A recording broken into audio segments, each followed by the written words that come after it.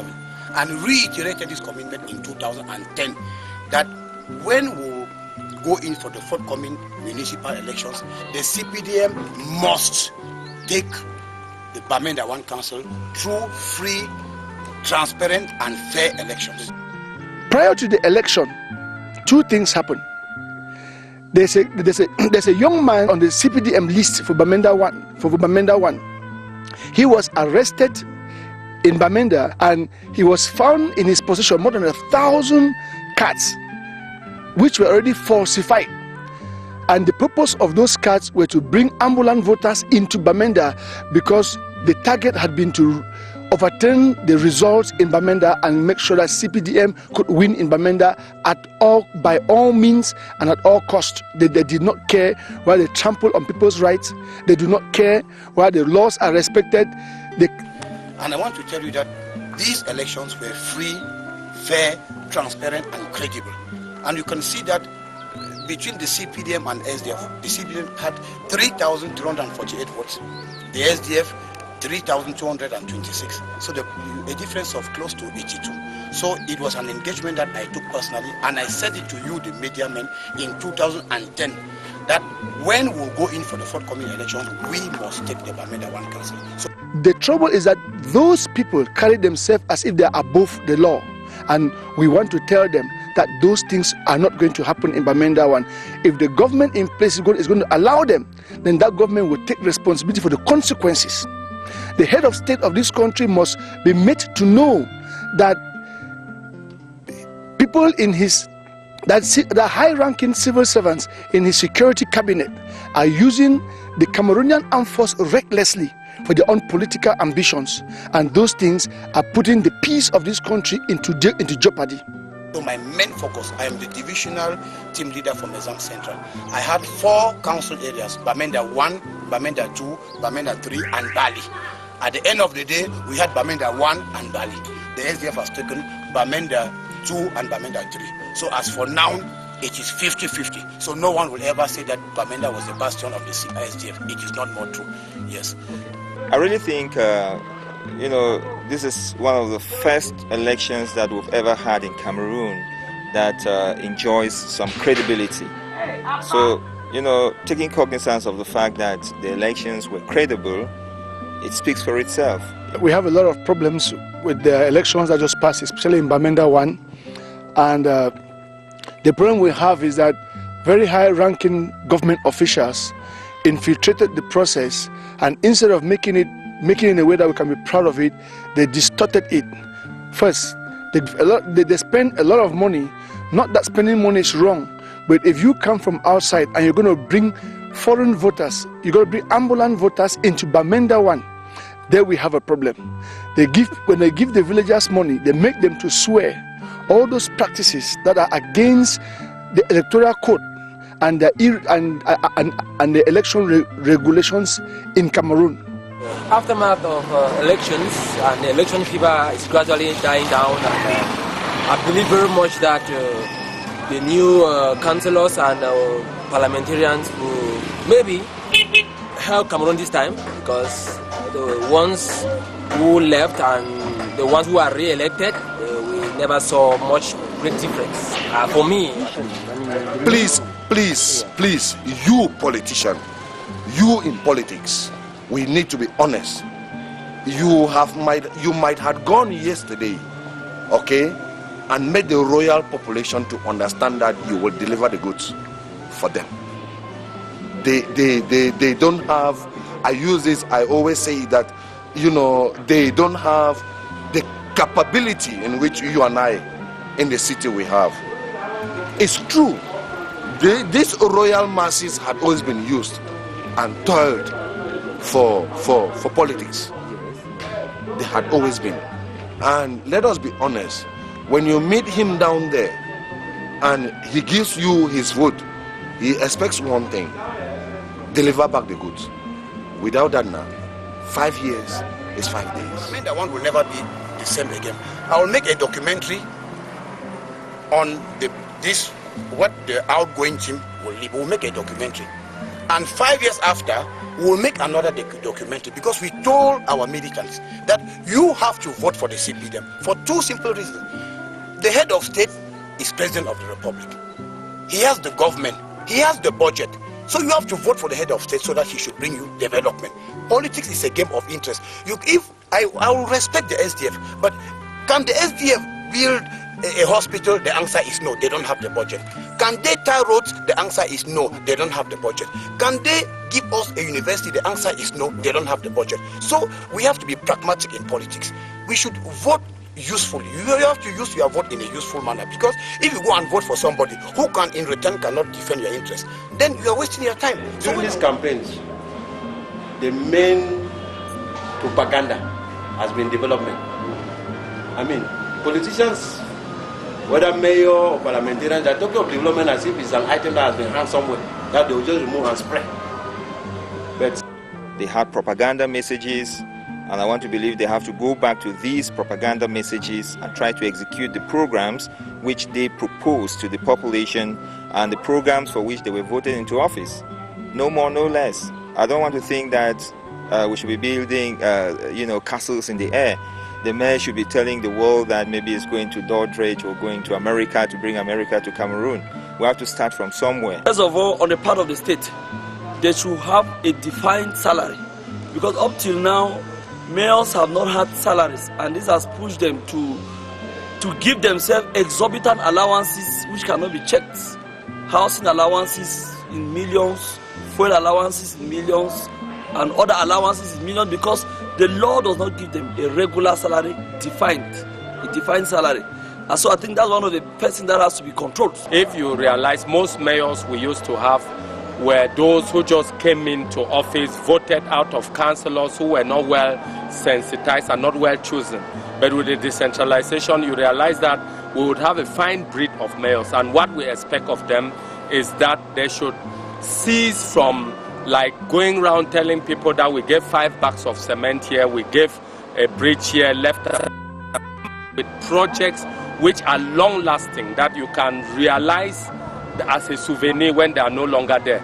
It's not about visiting Jangi groups, visiting church houses, and having solidarity with people who are celebrating funerals all around. Those are not things that bring development in the community. I think mayors should now come out with enlarged, long-lasting projects where they can carry out maybe road construction which will last for the next 50 years, carry out projects that can impact especially on the indigenous community, for those who have those type of communities in that area, projects that can impact on children living with disability, projects that can get their cancer areas look modern. That we have primitive localities where mayors lord over those localities, and at the end of it, they don't map out, a town planning for their areas. Those are very important components that mayors are expected to come out with. I will take the reports from this Bamenda one. I will tell the head of state that I met the front, he has some worries, he has some problems, the roads are not that. And the president of the republic, who is a wonderful person, who compensates effort.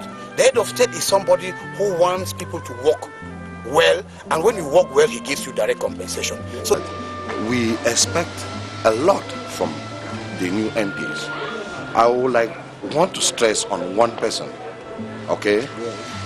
When we have nicknames, and these nicknames come to rule us, it's like me to ask a question.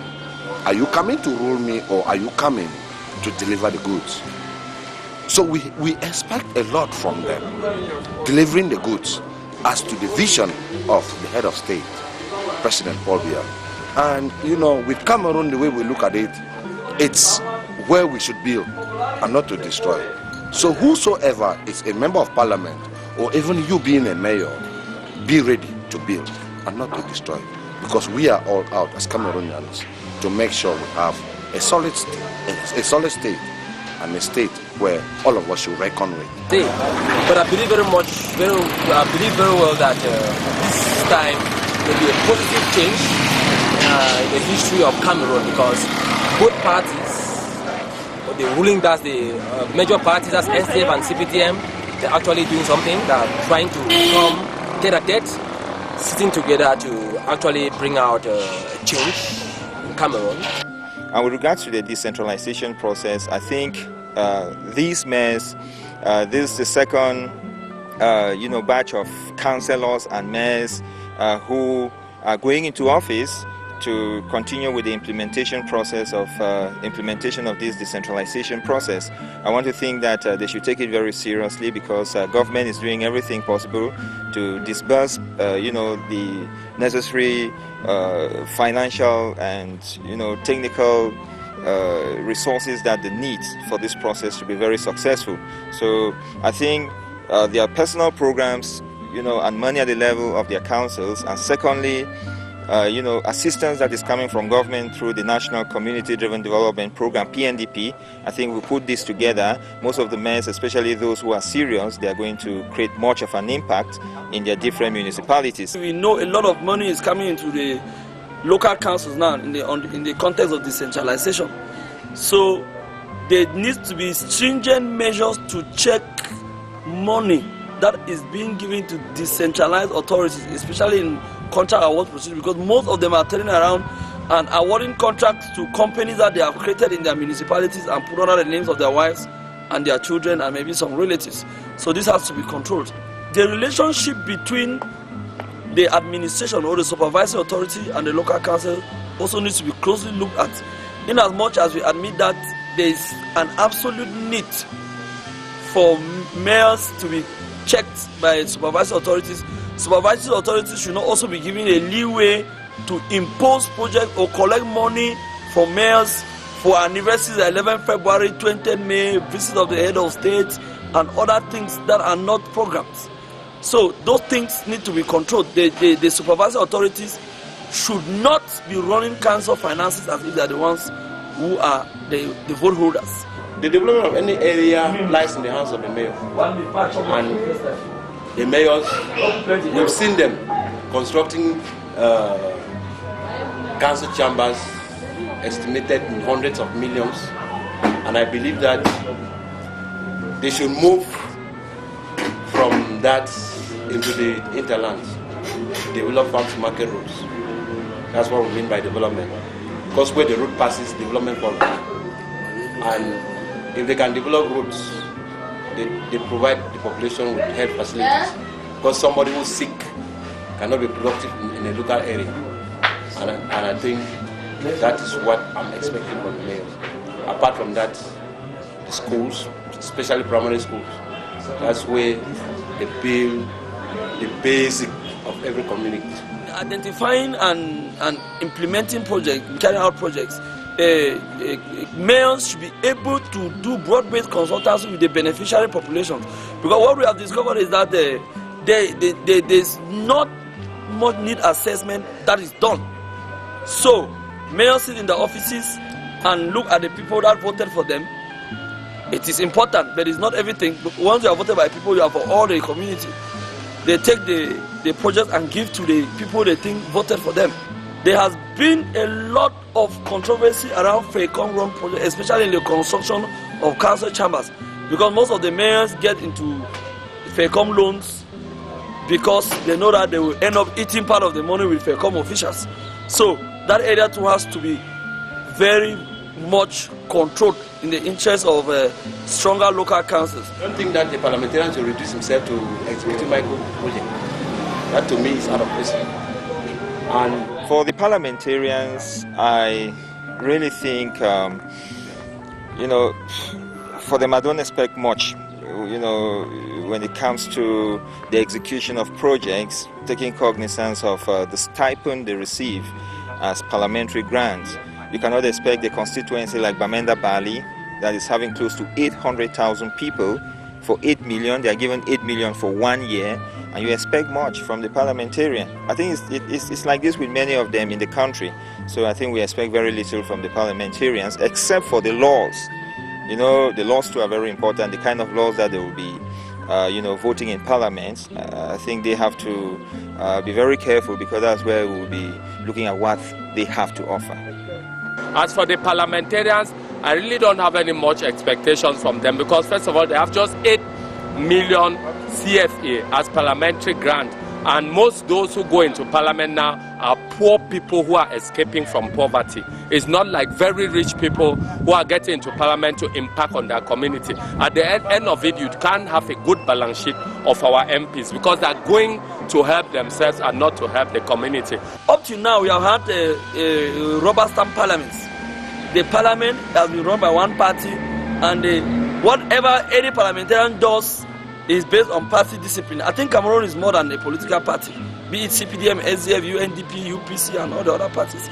We should be able, we are expecting that in this new legislature, the parliamentarians should be able to digest proposals tabled by government and take necessary action. And on the part of the government, we have a situation where they come and put volumes of bills for parliamentarians to read in for the 8 hours and come and vote or not to vote. So this is also bad faith towards the Cameroonian people.